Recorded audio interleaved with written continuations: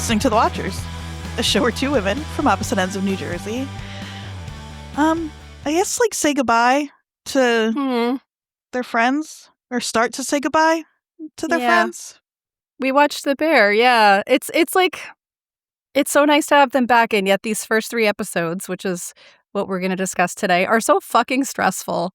You know, it's funny that I'm Andrea and you're Jodie, and then the other thing that's funny is I was thinking about what you and I talked about last week with our recap of being like, oh, it would be cool if they kind of refocused up and got back into the kitchen and went back to what, and they really, at least did. So just, you know, Jodie and I have watched the whole season. We are only covering the first 3, and we're going to be careful about spoilers. So I think so. If you've only watched these first 3, you should be good. Yeah, you'll be good. I do feel like most people probably did what we did if they were already fans of the show, which is sit down, say, I'm going to watch a few, and then go to bed. And then the next thing they know, it's 1:30 in the morning, and they've watched 6, and they're like, I need to actually sleep. And then they watch the next 2 immediately the next day. Exactly. Just a guess. But it's a guess. It is the only, we've talked about it before. Lots of people talked about it before. It is the only show I can think of that really, really benefits from the binge.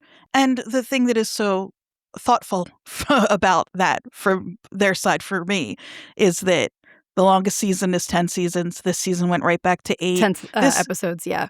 Yes. The longest season is 10 episodes. We got back to 8 this season. Most of them clocking in under a half hour. The first few were like 22, 24 minutes. Yeah, which again, we've always said, like, this show, the episodes are as long as they need to be. They don't. Yeah. You know? Yeah, So. and the binge thing is so interesting to me because, like, we had gotten used to it for a while with a lot of shows, and then shows have kind of come away from it more now because they realize that the show is then removed from the cultural conversation so quickly. Right. So, like, we got to, like, dwell in Widow's Bay for, you know, a few months, and then the conversation about that show got to build and build and build. Yes. And so there is something to me that's negative about the binge model in that the show kind of comes and goes very quickly. But I think that given that the show is published that way, they didn't just like, and they haven't just been like, well, we're going to do a normal TV show and just drop it all at once. They actually have thought about what works with that model because they know people are going to sit down and watch more than one episode at a time. And so it felt like the credits between one episode and the next were literally just commercials. Like, it was like, we're going to go from one, and more so this season than maybe any other than the first. I feel like seasons 2, 3, and 4, they dropped them all as full seasons, but especially I just keep coming back to 2 because for me that was the standout with like fishes and forks and all of that. Right. That didn't feel as much like if you watch those episodes back to back to back, you were jumping from one story, location, episode to it. You're in Copenhagen, and then you're in Chicago, and then you're in, 10 years ago or whatever. Right. And so and Sid's out, visiting different restaurants and Yeah.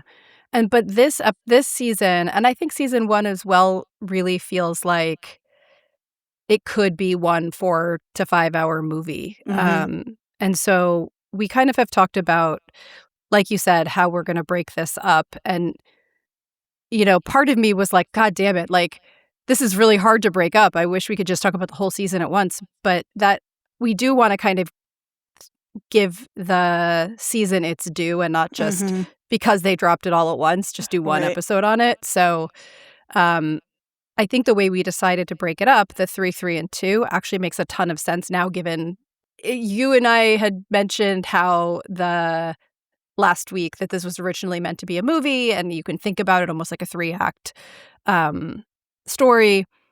But this season is almost like a 3-act story as well, right? Totally. So we are in the buildup, right? We are in the first third where things are getting crazier and crazier. It's like hat on hat on hat. Like, what else can go wrong? Well, Ted can fall through the ceiling. Like, and if I had stopped at the end of episode 3 before we recorded, I might have a different feeling about this season. So I want to kind of talk about that because I feel like it's gotten some mixed feedback. Yeah, I'm surprised about that. I will say last night I watched it with my housemate Kitsy. The first 3 episodes, we got to the end of 3. It was pretty late, and they said, "Should we watch one more?" And I was like, "Well, I'm probably if we watch one more, you're going to want to watch at least 2 more after that, and then at that point, you're probably just going to finish the season." So Kitsy has only watched the first 3. They said they really love it. They kind of bought in right away to what the vibe is, Yeah. what the feeling is. I think season 1 was probably their favorite season of like being really in the kitchen, Yeah. really focused, and so I think it just depends. I was really on board right away just because what said it for me is that our opening scene was Tina, was anybody other than Yes. Carmen, where I was like, okay. Yes. And like doing this really lovingly detailed, Mhm. quiet moment with the food, the thing she loves to do, where I was like, Yep. okay, yeah. Well, and I will say, like, when I say that had I stopped at 3, I would have a different feeling about this season, that doesn't mean that it's a fully negative feeling. Right, yeah. It just like, because I still, after those first 3 episodes, had so many good things Mhm. to say about what I had seen, including, like you said, starting with Tina, focusing on the team players. And it's we kind of knew, because we knew it would be one day already, right? So we knew we wouldn't be getting these not extraneous, but these outside moments. There was so much good in there for me. It was like a lot of interpersonal dynamics, a lot of the Yes. facts being funny, a lot of Sid kind of struggling in her new role and all of this stuff. There was a lot of good in there. And I think the thing for me that I'm thinking about when I think about those first 3 episodes is just this show has been so much about stuff going wrong, and over and over and over again, stuff going wrong for these people that we have grown to care so much about. That, and like, I disagree completely with some folks I've heard say that they're stuck and they're not changing and growing, like, because they are changing and growing, right? Yes. We can see it in Carmy, especially in these first 3 episodes. He is changing and growing. He's really trying. However, everything is still going wrong and Yes. beating them down. And so for me, that was the thing that was hard for me about these first 3 episodes. It wasn't that I didn't like them, but it was like, can these people get a break? And like, right, spoiler is this just alert, going to be they another probably season? do get a break. Right. But you Yes. could, but just knowing, especially for a couple of reasons. One, it's the last season. 2, knowing how like insulated this show is from the outside, that like you could see them, and it's the thing that I've loved about it, but like they kind of do what they want to do. And if they decided that, like I keep saying, grief isn't tidy, blah, blah, blah, Yeah. that they just wanted to have another difficult season, they kind of could have done that. Nobody would have liked it, but I could totally see, again, same feeling with you of being like, when are these people going to get a break? What kind of break are they going to get? I love that they are growing and trying and struggling, and that it's not easy, but they are doing it.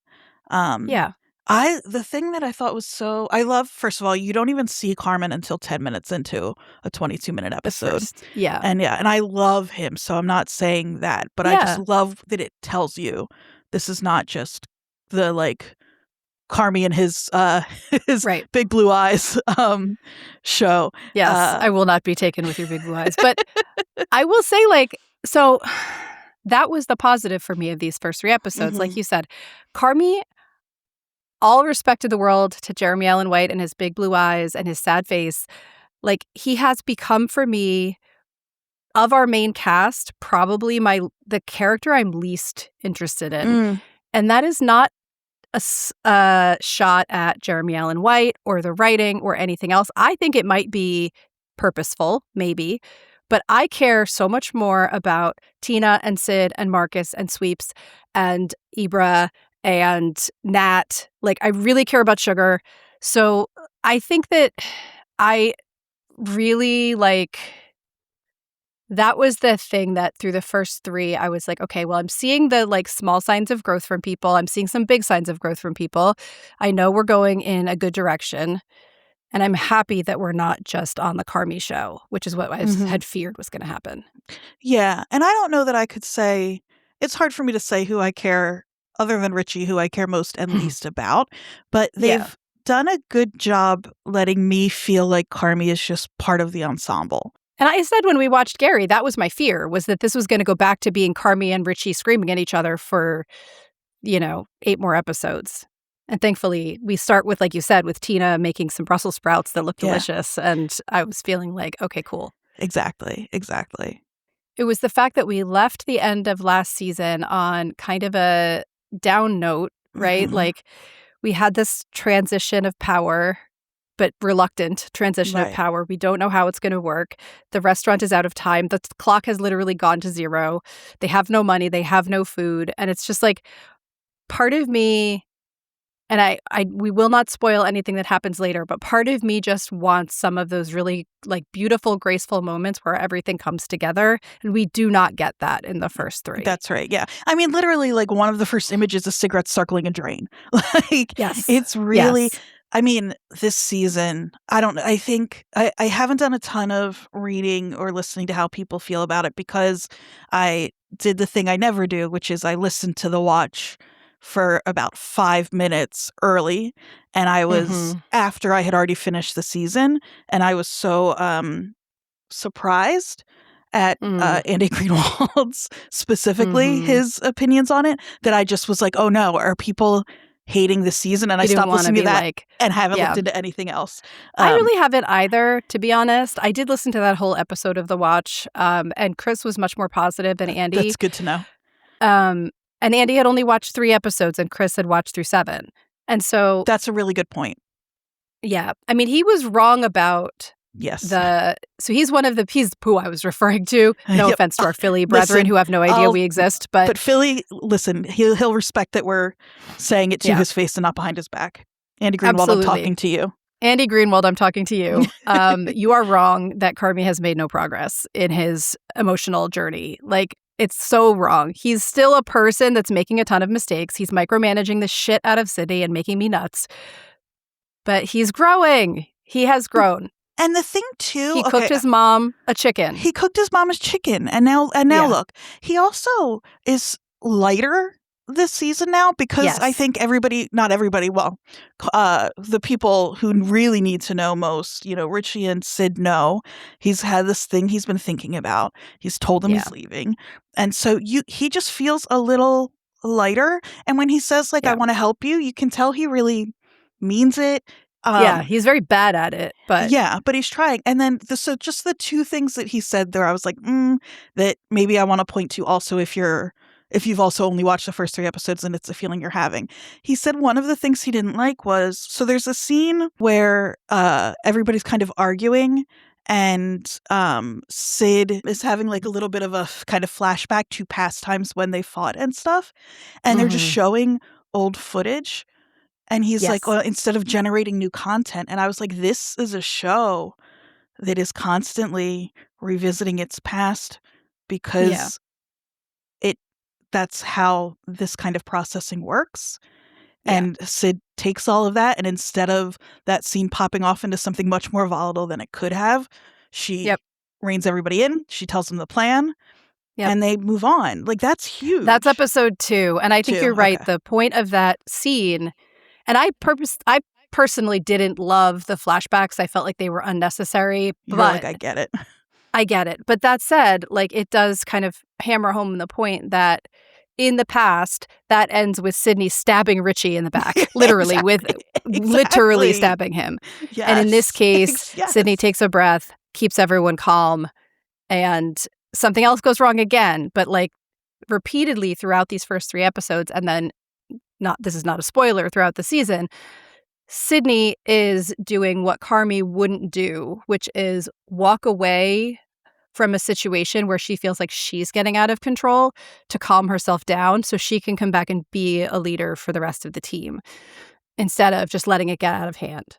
Yeah, and the most volatile people in this show, Carmy and Richie, you see them even in these first 3 over and over again trying really hard to put some, especially Richie, obviously, to put some tools in practice. So like, he thinks that, we need to choose maximization. not stabilization. Even just like when he's talking to himself in the mirror. So in the very beginning, Yeah. I think because at first I was like, oh no, because he says like everybody hates you, smile, you fuck. Yeah. And I was like, oh no, is this a backslide? I think what he's doing is playing worst case scenario. Like, these are my actual fears. This isn't necessary. I know this isn't true. I'm going to say the thing out loud to challenge it, because it's like, because then we also see him do the touch and name 3 things. It's like I love absolute watching him do therapy that. stuff. It's And he's like, so fuck, I'm still funny pissed. I know, but it's so funny that he's really working on. Because the thing I hated about Richie the first season was how volatile he was. He reminded me of people in my life that have made me feel unsafe, and like, Right. you could not trust their reactions. They would blow up out of nowhere. And instead, we're watching him recognize that about himself, understand he cannot lead a team that way, and try to find resources for himself Right, exactly. to work on it. And like watching him be like, chair, steering wheel, shirt, like it's great. It's so really good. cute. Yeah, I loved it. I loved it. So I think we're going to talk about these first 3 kind of as one, just as the beginning of the day, right? This takes us probably through maybe 11 or 12, something like that. They're starting to prep for the day. 4-ish hours before service. Right. Right. And so we start with that beautiful scene with Tina and her husband. And again, this is completely anti the point that nobody has grown, because Tina's worried about losing her job again, right? And we got that beautiful episode with Tina where we see how she came to the beef, excuse me, and how that all started. She had lost her job. Her family was financially under stress. She was, in her mind, not being a good mom, all this like stuff, and how the beef kind of becomes the second home for her. And she says, like, I don't want to go back. And her husband, the lovely man he is, points out, A, you're not going back. This is different. I am in a better place financially. You've already been through this. You are a different person. You've learned so much. You can get a job anywhere. And we get to the kind of point of this whole thing for most of these people, the point that Sydney came to last season before everything fell apart, which is that it is so much more important if you are able to find a job where you feel like there's meaning in it and the people you're around have meaning to you. And she had found that. And I wrote down, it's much harder to lose a job you love.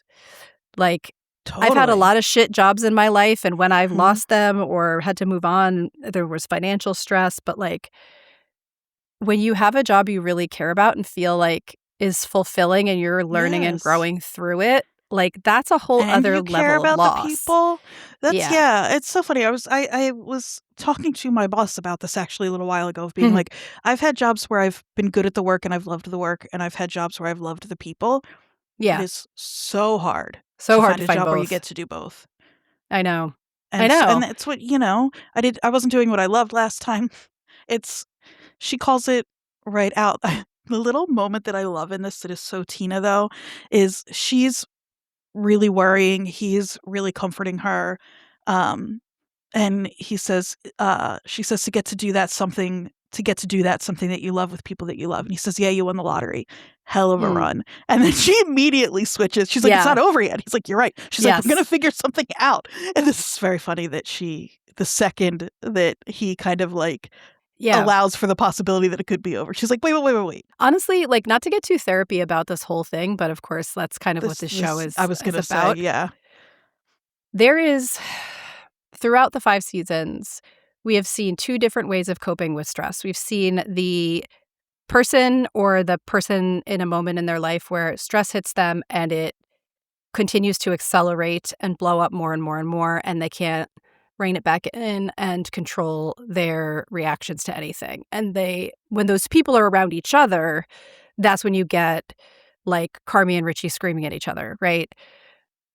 But what's been so lovely to see is specifically the women in this show, but not entirely the women in this show, as people who either were able to all along or have learned to have a moment like Tina has in the beginning and then bring it back and be like, okay, but we're going to keep moving, right? And not in the way that when Carmy comes in and is like, let's fucking go. Like, and Sydney's like, are you serious right now? Are you fucking with me right now? Yeah. But in a way that is realistic in its acknowledgement of the stress and the scared feelings people are having, but then also calm. Yes. It's funny because this is something that feels really real to me, which is like you were saying that, and I was reminded of the time Marcus's first big freak out when he like tells Carmy that that's never gonna happen again, and Carmy's like, yes, it will. And then he says, like, do you need to be a baby for a minute, or are you ready to go party? Which is like a lesson he could have turned on himself at any point 100 times, yeah. in this show. And like this is the first season where we see him and anybody else who is dealing with things this way, like you said, turn on themselves.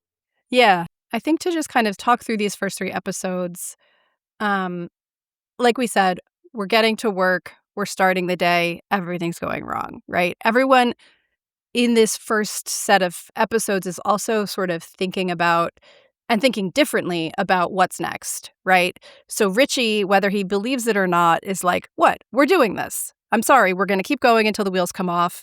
We're going to keep going until you sell the restaurant.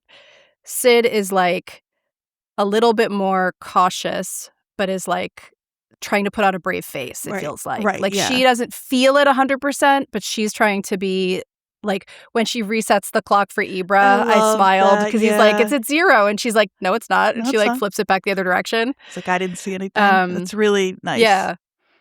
But people are like thinking about, are they going to have to get new jobs? And I thought a lot about how there is, as much as this place is a family, there is still a division between the sort of the talent, so to speak, like the chef type people and the front of house people that have like a very recognizable prestige by society standards skill set versus people who either just moved into these positions and don't feel like they have a reputation or an education in the business to fall back on. Like Sweep's talking about how he's willing to do anything. He's not even thinking about looking for other sommelier. Like, that really bummed me out. But it's because these people like came from almost like fast food background and discovered talents that they had and really worked to grow those talents, but they didn't come from the traditional path that you like culinary school and networking and all of that. Like the people they know, like looking at it from the outside, you can say, well, Carmy and Sid are not going to let Sweeps not get another sommelier job, right? But, you know, again, this has been a chaotic environment this whole time. And so even the people who, as the audience, we think are going to be fine because they've got this group of people that are going to advocate for them, they don't know that, like, that when you're in that moment. Yeah, and this show is the therapy show, whether it knows that it is or not. And, like, when you're scared, you default to old programming unless you've worked really hard not to. And Sweeps, as far as we know, has had no reason or time to think about what would happen. And we've seen his struggle with the skill set where it's probably pretty normal to have the hiccups and hurdles he's had and the needing, like, you know, a mentor to talk through all of these things with.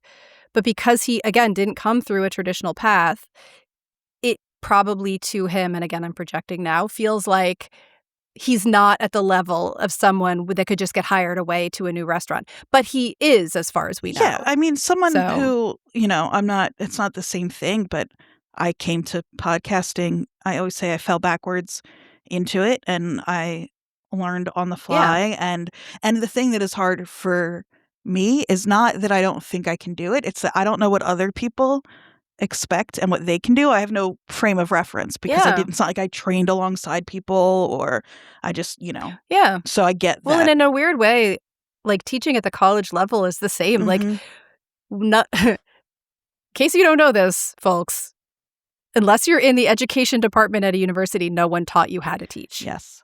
Like, it is not pedagogy is not a part of your education when you're getting an MFA or a PhD. You may get to be a TA, you may get to observe, you may get to even teach a class of your own with like the supervision of an older faculty member, but no one is sitting down with you and saying, XYZ, this is how you Well, set up a semester's plan even and there's yeah. no training. I mean, like, I came through a grad program that, because we worked with first-year students a lot in writing, Yeah. we did have There's a lot more structure around that. Yeah. But I will say I was never observed. I've never Yeah.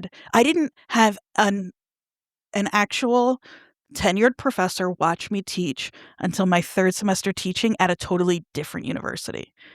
Yeah. You know how many Yeah. students' college careers I could have ruined by then? I was teaching them a foundational course. Yeah. So No, I yeah. know. I think So about it all the time. Mhm. Like, if you don't come from and, like, I have a brother who is a faculty member at another university that I can go to for advice, and I still feel like I have no sometimes, like, why who let me do this? And I have tenure. I've been teaching for a Yeah. decade. And I'm like, "Who let me do this? Am I doing this right?"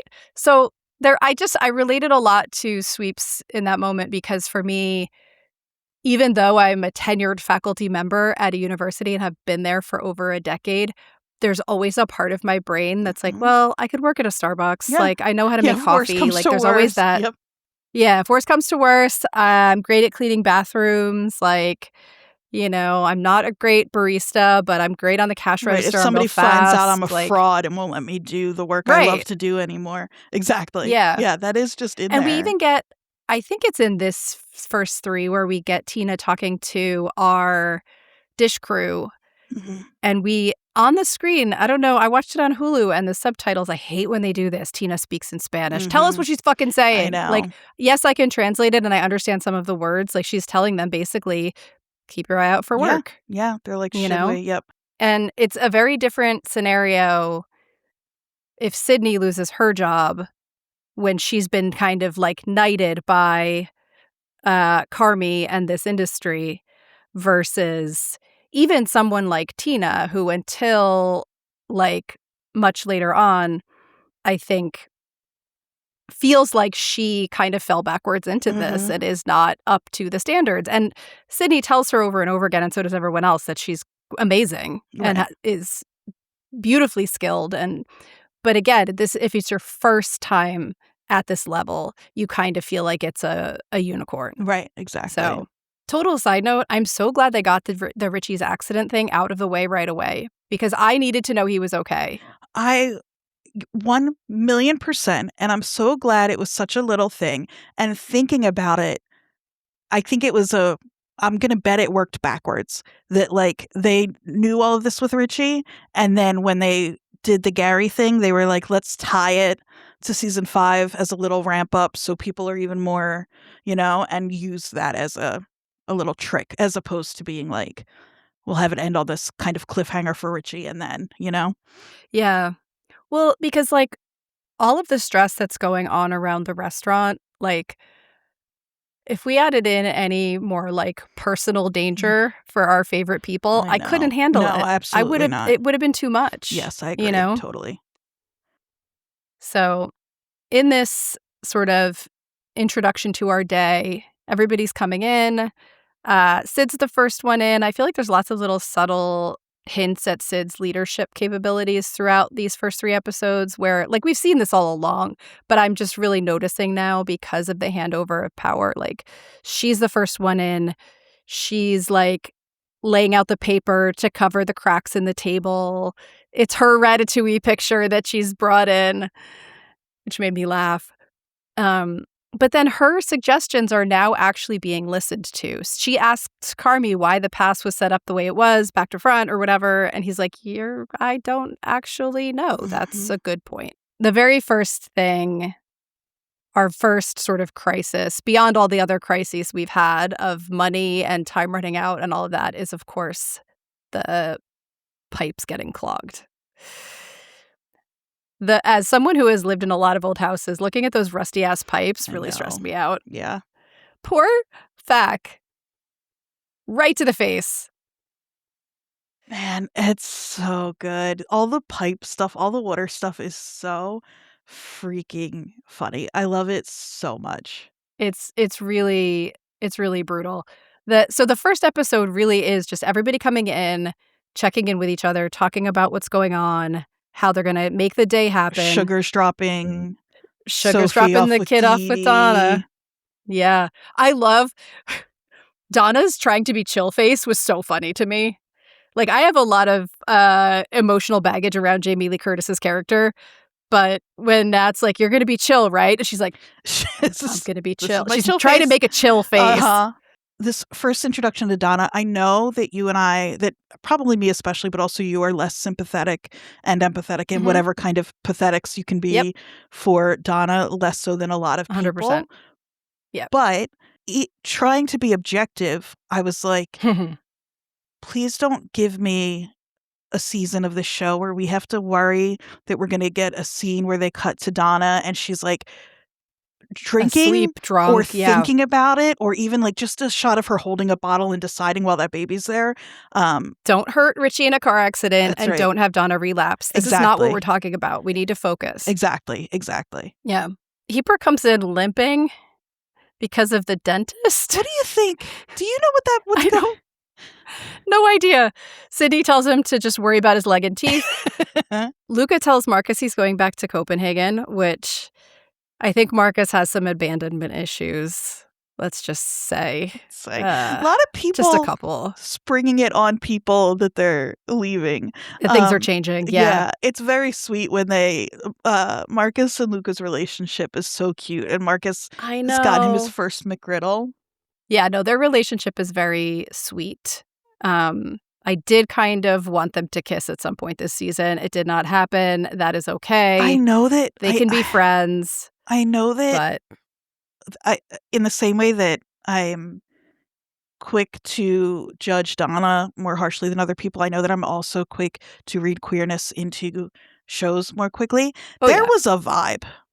And, there was a vibe, I'm telling you. And Chester isn't the only one who's been noticing it, because I have.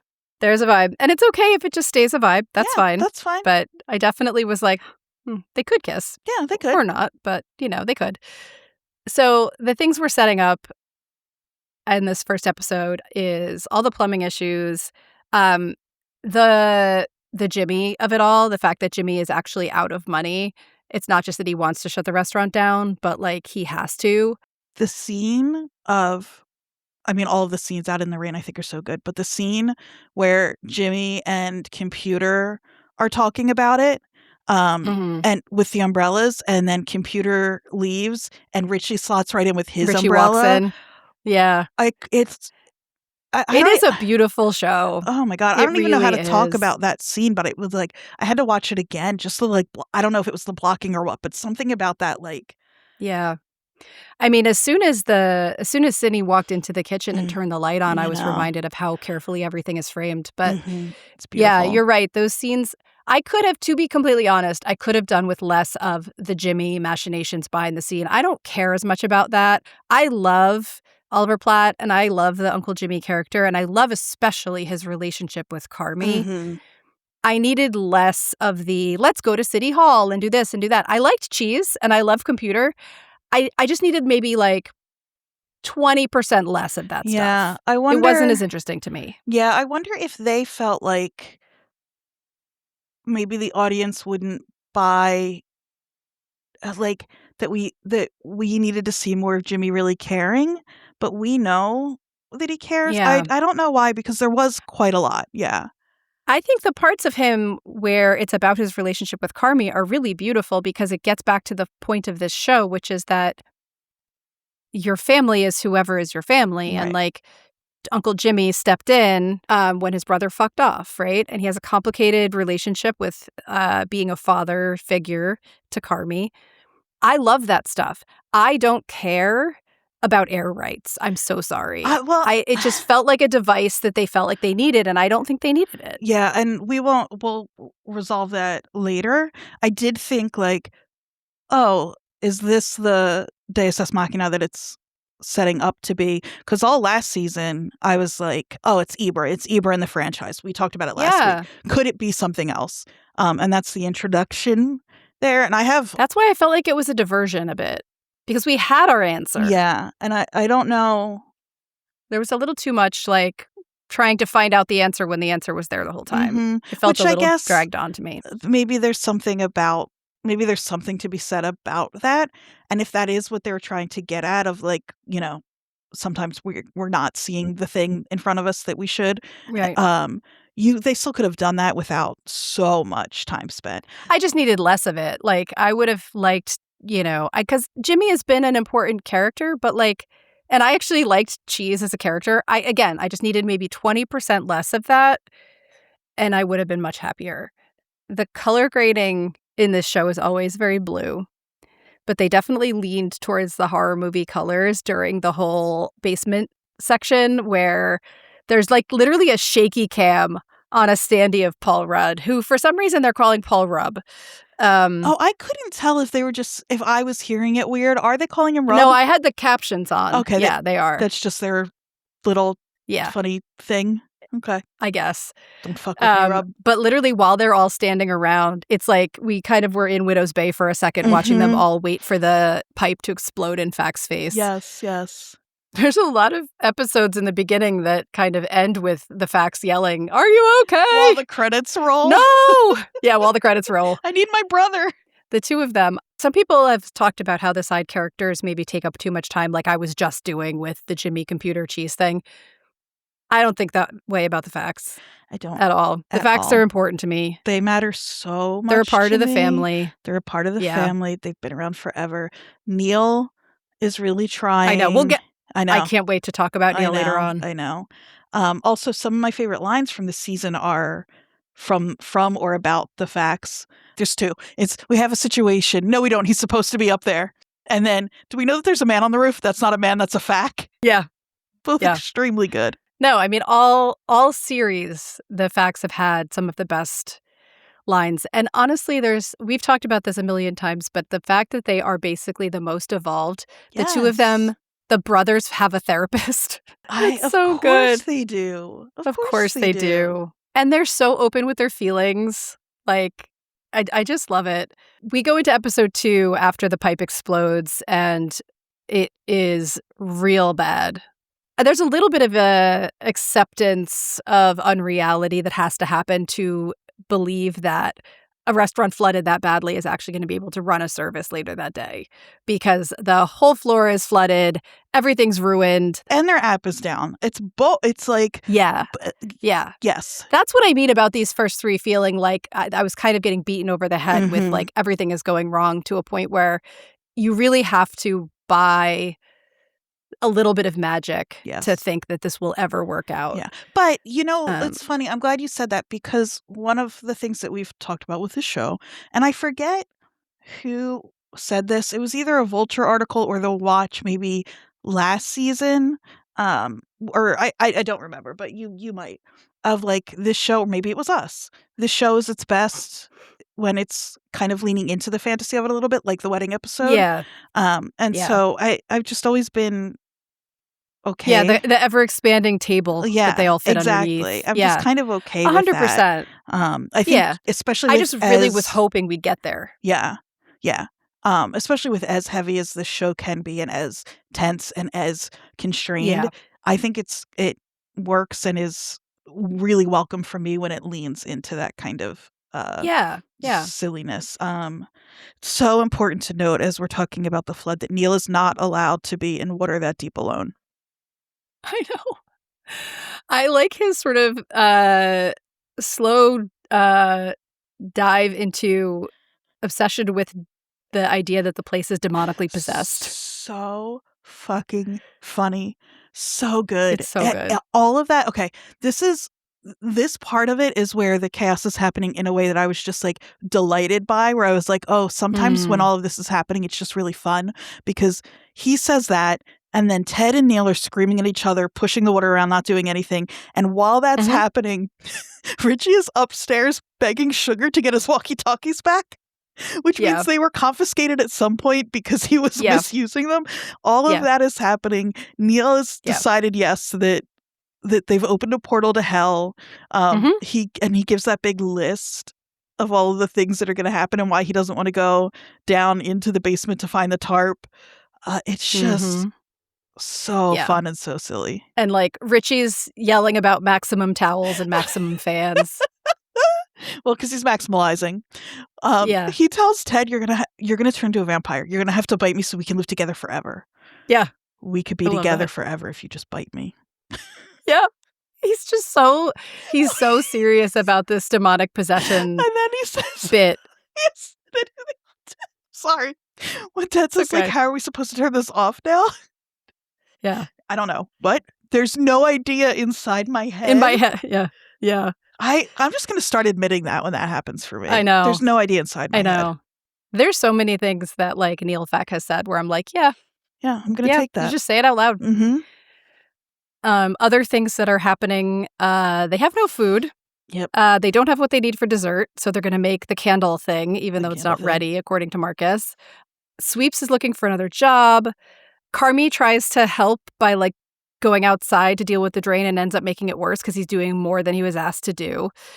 It is. He's, like, half deferring to Sid and half doing his own thing. This is where I was like, Carmy, fucking make a decision. You're in or you're out. Right. Like, be a help and do exactly what she asks of you, but don't fucking micromanage. This is why she's getting so frustrated these first 3 episodes, because he's keeps looking to her when other people are around to make decisions. Yeah.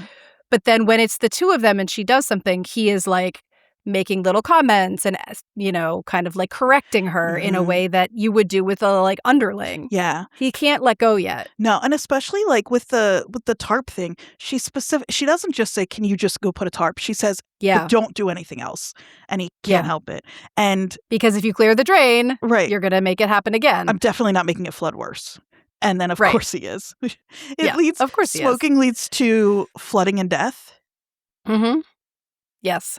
It reminded me, Exactly. this is a total side note, but she says that. He says, "I don't smoke anymore." And then she nonsensically says, "Exactly," which doesn't Yeah. make any sense. One time in undergrad, I brought a coffee into a classroom, as I always did, and I spilled it all over because I have dyspraxia, and so you guys can't make fun of me for being clumsy.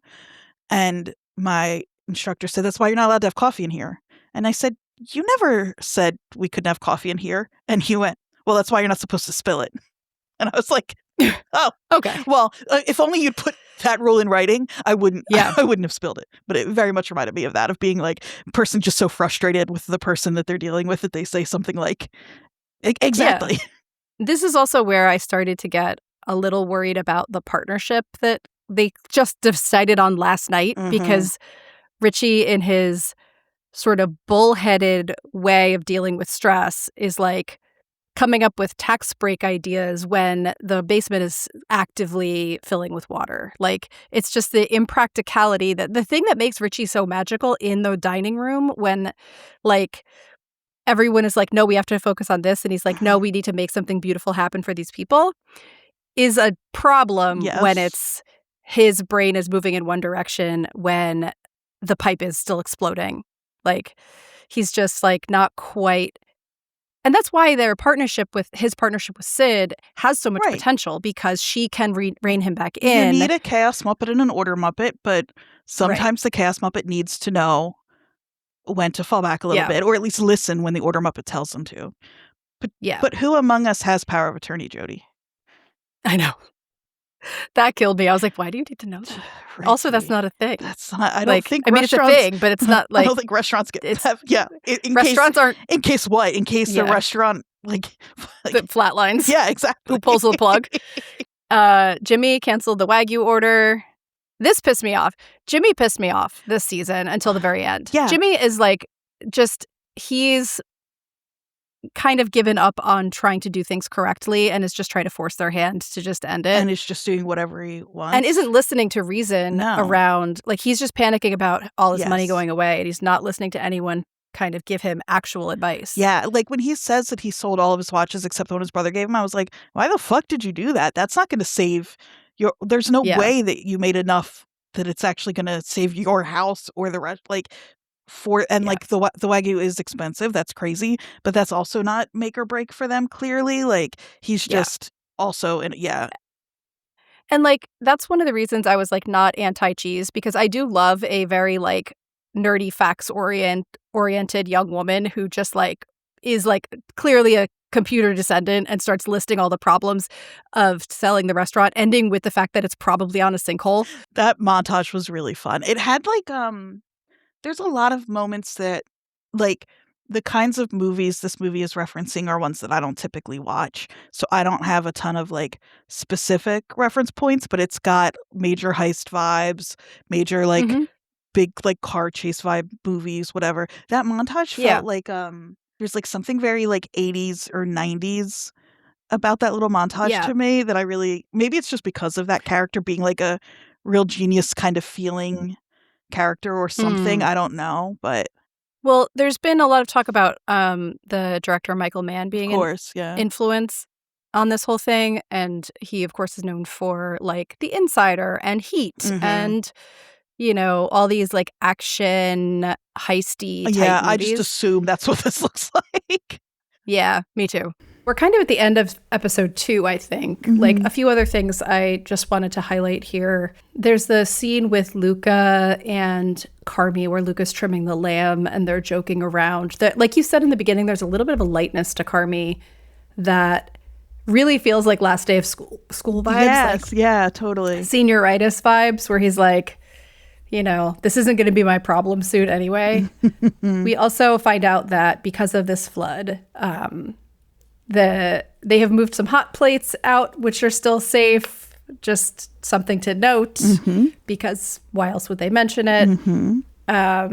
We have a talk between Nat and Tina about being working moms. We bring in the air rights conversation. Carmy won't stop chopping onions. And notably, the labels have come off the wine bottles. That's right. So all that conversation about Sweeps' skill set, how he was struggling to tell the difference between the 97 and the 99, etc. It's Chekhov's wine bottles. But that's kind of the end of episode 2. They break the valve for the water. The Backs are talking about becoming vampires. And then we go into episode 3. Yeah, they're 5.5 hours till service at that point. It really all feels like one episode to me, because 3, we go right back into it. Carmy is peeling shrimp and is really struggling to let go of teacher mode. It's, it's funny because, yeah, he does need to pull back. Sid does know her stuff, but she is still learning. Yeah. I would really struggle in that relationship on either end of figuring out. I'm thinking more if I were Sid, of like trying not to resent that person, but also wanting to learn from them. Like that's tough on both sides. Well, and it's tough on both sides. And I think part of what's happening is like Carmy is feeling lighter and feeling a little bit looser because of his decision. But he's always done it one way. Right. And so he kind of still feels the need to like correct. And I think that, it's true. Sid has a lot she could still learn from Carmy. But Carmy is not capable at this point of just doing things that Sid needs without doing other things that will make it worse. Right. Like adding fish sauce. Yeah, exactly. To the ribs. I was so excited to talk about Neil not being allowed to be in water that deep alone, and Richie trying to get his walkie-talkies back. That's actually this episode. But like you said, it all feels like one big thing. So it's all one thing. We find out that there is a spoon thief. Ebra has like 2 running gags this whole season. This is not a spoiler because he's doing it this whole time already. But like, it's the preparing for the conversation with Carmy and rehearsing it. And finding out who the spoon thief is. This greedy hyena. Yes. But he's a fox. Welcome to New Jack City. You're dead, bitch. I love this little, it's heist vibes, right? It's like he's he's like one of the tech guys who's like, solving a little problem on the side. They have a little Sid and Carmy conversation about needing more space, which is very like heavy-handedly metaphorical. It's fun to see because it's not just that Carmy can't back up and like leave Yeah, Sid he to do her moves it thing. like a quarter of an inch away Well, from her when she yeah. asks the first time. Well, because now he's like, he feels a little awkward and out of place here now. Yeah. Because he's Yeah. like, I told him I'm leaving. I'm still here. This is going to be Sid's kitchen soon. Like, it's not, I mean, it is. And the major thing is he needs to let Sid lead and like work on letting go. But it also is just like, he's in a weird spot now. And he's just not doing a great job because they haven't told anyone yet. Right. And so he is like outwardly deferring to her in a way that's actually kind of weird. That's a good in point. group conversations, but also like kind of dancing around, being like, I'll do whatever you need. And then he's like, I just want to chop onions. And he's chopping onions forever. And like, he's trying to take over all the prep because he has this fantasy in his head of being like a line cook again, almost, where like he just does the stuff that's mindless and he doesn't have to deal with anything else. And it's like, well, you don't get to do that at this point. Yeah. I'm glad you pointed out obviously they haven't told anybody yet. And they have that little talk here about that. But there's the moment when that happens where Neil is saying the thing about, when it's raining lizards, you mean cats and dogs, when the water bursts, just like when it turned to blood. Sid says, I rebuke the spirit in you, Neil, which is really good. But he finally is like, I found the tarp, basement or roof. And Yes. Carmy says roof, Sid says basement. He's a little confused. So then Carmy says basement, but like Neil needs Carmy to approve. And I was a little like, oh, I hate that. But yeah, Neil doesn't know. They don't know. Yeah. And that's why like the vibes are just weird with everyone because they're kind of like, if you've been working with someone who is just like fully in charge all the time and like is theoretically in a partnership with this other person, but never actually acts like it. And then all of a sudden they're trying to delegate. Like, it feels strange. Yeah, agreed. We get some more additions to the chaos. Marcus is starting to nitpick at Luca. Marcus, I love him. I love him. To death. He's always so game and kind. And it was this inviting his dad thing really... Man, parent stuff really is the worst. Yes. Like it really fucks him up. Yeah. I think that plus Luca leaving, like he's so triggered right now. It's ridiculous. Yeah, when you talk abandonment issues, like his dad is going to be here tonight. Yeah. And Luca's leaving him. Yep. It's like double Jesus. Yeah. Big time. One of the things that I've always enjoyed about this show is, as a person who works in a creative industry, like hearing about where the creativity comes from. Mm-hmm. And so we get the conversation between Luca and Marcus about the Marshall Fields, the mints, and all of that. And it really it reminded me of things that things I ate when I was a kid that have such a specific taste, and like how you would take that nostalgic factor and then make it sort of high end. It's one of the things that like Marcus has clearly been very good at. It's exactly like when New Jersey is the World had our monthly residency and we got them to get an icy machine so that we could sell boozy Boost slushies. Because as a child, a Boost slushie was a real treat. And we elevated it very high end by adding Malibu. Yeah, it's exactly the same. It's the same exact thing. Yeah. I never had the alcoholic version of the Boost, but I did enjoy the Boost smoothies. So good. Or the Boost ices. So good. What do you think? Do you have a dish in mind? Not necessarily how you would elevate it, but like a childhood thing. I was thinking about this. So the mint chocolate little Andes mints is what came to my mind when he was talking about that. Yeah, same. Because those always seemed very fancy and they're foil wrappers. There's some really disgusting things I liked as a child that were sweets that, like, I think my dad had a real sweet tooth. He used to love those like orange foam circus peanuts. Jodie, I knew you were going to say circus peanuts. My grandfather loved those nasty things. Did you like them? My dad loved them too. I liked them as a kid. Now they make me, because he did basically. Now they sound horrible to me and I would never eat one. But an elevated circus peanut is interesting. Yeah, it's like styrofoam with some like artificial sweetener in it. Yeah. But yeah, that's what came to my brain. I'm sure there's plenty more. I loved banana milk as a kid. I Like, don't know that we got banana milk down south. I need to say very quickly, because I won't be able to sleep tonight, our listeners who are not from a very specific part of New Jersey, when I say Boost, I don't mean the like nutritional drink. Boost is a like it's not the Boost your grandmother drinks out of a carton. no, this ain't your grandma's Boost. It's like a cross between flat cola and brisk iced tea. Tastes a little bit like pine salt. It comes in a concentrate in a big jug, like bootleg hooch, and you dilute it with water and ice at home, or if you get it from a convenience store, you get it as a in slushie. a very specific part of New Jersey. Literally like 1.5 counties, and it is the best. You get it like a Slurpee or yes, exactly. an icy from 7-Eleven or something like that. But it's a Boost slushie, and it's I had never had it until the New Jersey is the World gatherings. yeah, it's unbelievable. So if you're ever in New Jersey, it is worth the trek to Burlington County to get yourself a Boost slushie. Now I need one. I know. Like once every 10 years because they're so bad for your body. Anyway. Do you have childhood candies or sweets that you would think of for like elevation in that way? Other than the Boost slushie, you could do something real like gastro nonsense with. Remember the paper, the dots that were those like crunchy sugar on paper? Of course, I remember the dots. Could you see? I was a big fan of that type of candy. Same. Of the candy necklaces, of the candy bracelets. I was a big Fun Dip head. Yes, totally. All of that, like just worst basically just pure sugar. Put it in my veins. Fun Dip was the best. Yeah. I had one like for the first time in probably a decade recently. There was like a giveaway of candy at something I was at, and it was like part of that, and I was like, oh my god, that rules. Fun Dip.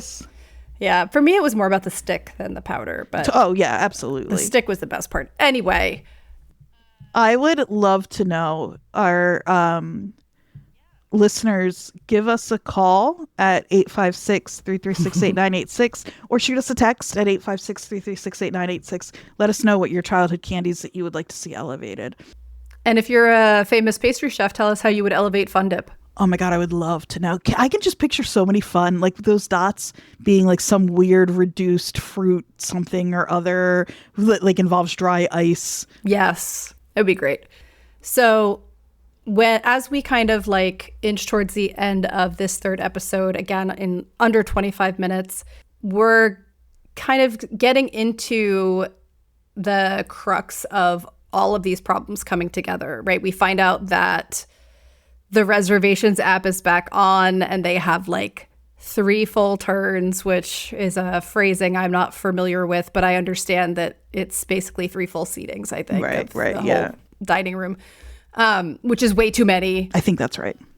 When they're doing sorry, but no, go ahead. The show, I feel like it's such a show of little moments when they're doing the math of those turns and trying to figure it out. And Richie keeps saying 41.5, and Sid's like, you can't have half a person. And then she turns to Carmen and she says, you see what you've done? You've infected us. Because he's so bad at math. And then he's like, he doesn't even question it. He's like, yeah, I'm contagious. It like really made me laugh, but also was like, oh, he probably feels that way about a lot of his less positive attributes. And so it's just like a very layered. One of my favorite things about Carmy is that he is kind of stupid. Not that being bad at math makes you stupid. No. Math is hard. I'm terrible at math. I was a SAT, ACT tutor, and I was only allowed to tutor the verbal sections on those tests because I wasn't even allowed to. I worked at like Huntington, which is, I don't know if they're nationwide, but they're at least in the Northeast. But they also taught grade school kids just for classes. I was not allowed to tutor like even the first graders in math. It's really bad. So as somebody who's kind of stupid, I feel okay calling Carmy kind of stupid. He's just a little bit of adult sometimes. Yeah.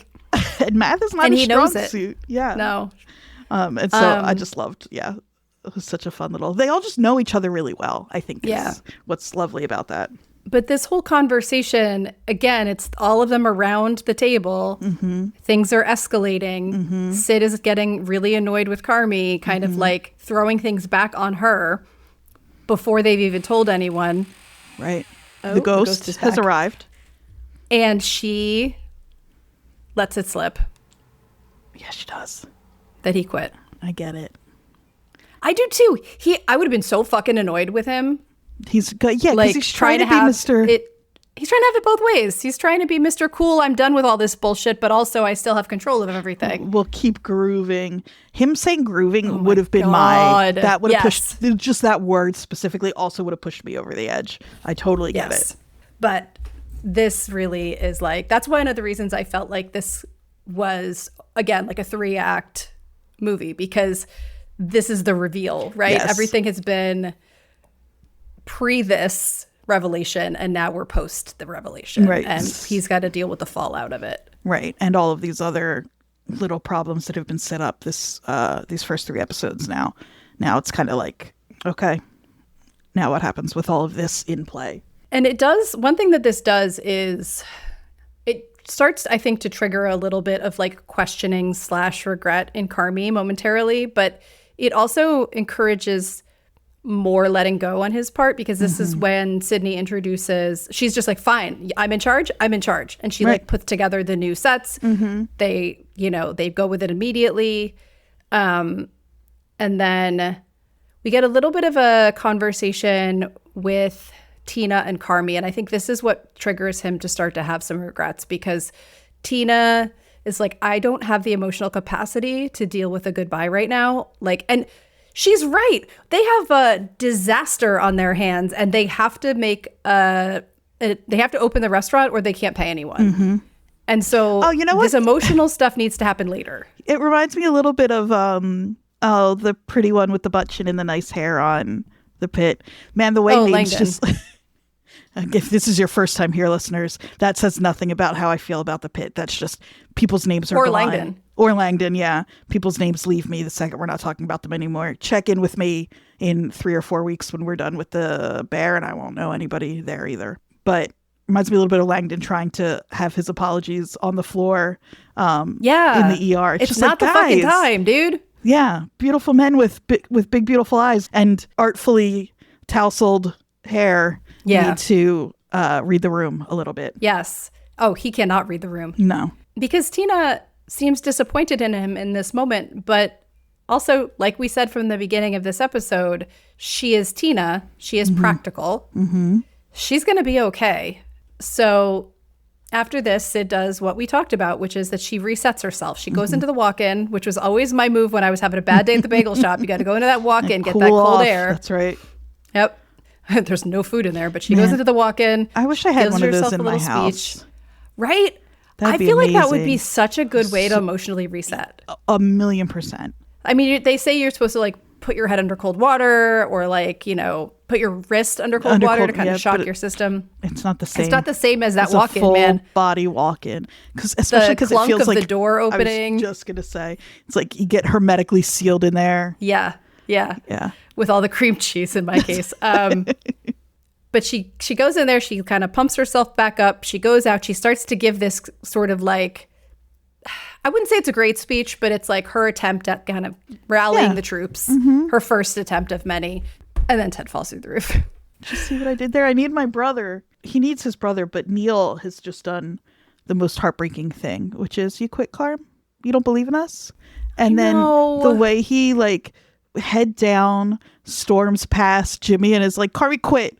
Just my heart. Oh boy. I know. Man, I do love how pissed off Jimmy is there. Like, it's a lot, but I kind of feel like... But it goes back to the whole, like, I'm kind of your dad and I'm kind of not. Like, I'm your dad and I'm your business partner. And this is the dad part being like, you disappointed me. Yeah, especially when it's like, Jimmy's out here, not that Carmy knows this because nobody talks to anybody, but Jimmy just sold all of his watches except the one that Carmy's dad gave him. Yeah. And now Carm decides he gets to quit. Yeah. He says, go fuck yourself, which is, strong language. Is it in one of these first? It is. It's also in that speech, right? Where Sid says like, I'm going to try, I'm not going to be cursing.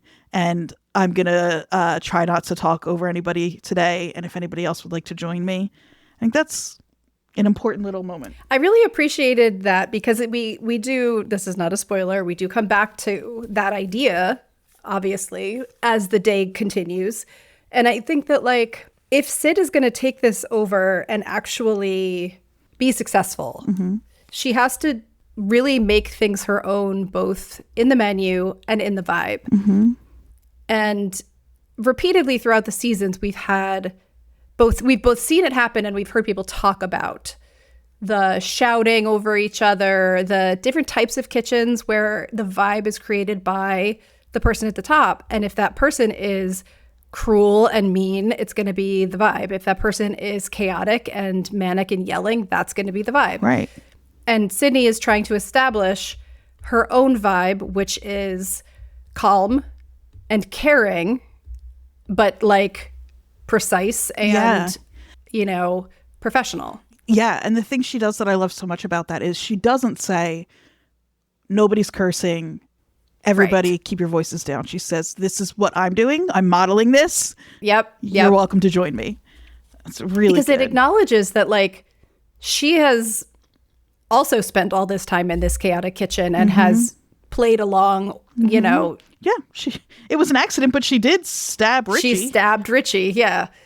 And, I think that it's just an acknowledgement that there are better ways to do things and that even trying to do them that way is a step. Exactly. Yes. So, I mean, she literally, an episode or two ago, called one of the facts of pussy. Like, she's not trying to be she this... didn't, because he didn't deserve it. She did not, Jodie. She's not trying to be above the fray, no. Right? Like, she is slinging insults when it's time to sling insults. That's right. But when the pressure is on and they're all in the kitchen working together, she's going to try to implement new systems and new ways of working that don't erase the old ways, but, like, smooth them out, I think, And just make it more manageable. Yeah. Like, she's not saying everything that we ever did is wrong. No. She's saying, how about we flip this one thing? How about we try this one thing? How about, like, and they seem like small changes, but they are the kinds of things that add up to just a smoother environment. Well, and, I know that you and I are going to be probably a little more sensitive to marking moments of change and growth because people we usually agree with disagreed on these first 3 episodes. But those, yeah, that's right. Not even. Give Chris Ryan his due. That's right. You're right. I'm so sorry, Chris Ryan. But those small changes like that in season 1, everybody would have rioted. So just the fact alone that we're doing what I had hoped would happen, which is going back to what really works with the show, I think, but with the new, like, tool set that people are working on and trying to. Yeah. And it's just nice to see. That's all. I just wanted to clock that. Yeah. I think that the thing that, not even just careful watchers, but the thing that people who care about these characters and their development will recognize is that it is those same small tweaks that they were trying to, not the same ones, but it is like in the beginning they were trying to make tweaks to the kitchen, or Carmy was, to make it work better, and Sid was, and they're doing the same thing now. But now we have all of this time that's been spent amongst these people, like, working together and growing as, like, a work family or a chosen family or whatever you want to call it. But they have a history now. Before, it was Carmy and Sid both brand new to the, like, situation, kind of trying to immediately turn them into something that they had never been before. Yeah. Now there's a trust that's been built up. With two different ideas of what that should be. Yeah, totally. And there's been all of this time and trust that's been built up over the however long this this series takes place over. But we have been witness to each person individually having their skill set and their emotional growth kind of expanded over this time period to a point where Sid can walk in and say, we're going to do this way. And the answer is yes, chef, and not a riot. So that's all I wanted to say, is that history is, like, built in now to the way they react. Yeah, exactly. That's a good point. So yeah, we end with Poor Fack having a bad day. Falling through the ceiling. It's so funny. Because the whole episode, Richie's been like, don't go off rope. Don't go off rope. Yeah. It's going off rope. Yeah. Oh, I found the line. So basically, Sid is trying to give this inspirational speech. She says, okay, chefs, listen up. I know we've had a rocky start. That's okay. It was out of our hands. And this is such a classic, like, now everything's going to be okay. She literally says, it's a new day. Let's vow to start over and start over together. Nothing else can go wrong if we have each other, right? I promise everything will be fine. We'll just focus up and stick together and crash. And it's such a big crash. And the way they're framed, they've like pulled back so she's like small in the center. Yeah. And it just like, yeah, it's so good. Guys, I fell through the roof. I need my brother. My brother. They really love each other. It's very sweet. I know. One thing to note is Hans Zimmer produced the score for this season. Yes, I'm glad you brought this up. I was gonna say this. He produced it, but it was composed by Christian Lundberg, and it's pretty clear that he's involved. It's pretty incredible. I mean, because we're so used to this show using kind of pop music as the backdrop, and it is just scored, and it keeps you in. It creates that feeling of, this is all one thing. This is all one movie. Big time. The music tells you what you're supposed to be feeling at each moment. It's really great, actually, I thought. Yeah, I love it too. I read one of like the only reviews I read was because I was looking for more info on it, and I couldn't find a ton on like Hans' involvement and how that happened and whatnot. But maybe more will come out as we go. The show's been out for less than a week at this point. And so, but somebody said they thought it was like cheesy, and I don't know. I just think for this show that's so, where like the characters in it are so obsessed with movies and it, like wanting to feel kind of like, especially with like Richie wanting to feel kind of slick and cool, and it really worked for me. I agree, and I actually kind of feel like it makes me realize that, like, as much as I love the needle drops in the previous seasons, they didn't actually need them. They're great. I'm not sad they're there, but like the score, I thought, I wrote in my notes, the music feels like a countdown and this is in like episode 1, I think, when everyone's starting to come in and things are getting going in the morning, and we're noticing the cigarettes swirling around the drain, but the plumbing fiasco hasn't happened yet. The score is telling us what's coming, and it feels like it's literally like a ticking clock. It's taking the place a little bit of that big clock.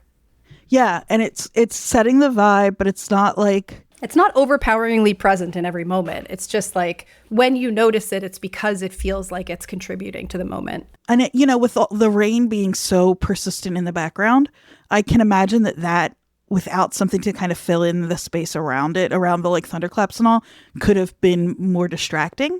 Yeah. And instead it just all becomes this kind of like bed for everything that's happening inside the show. I really liked it.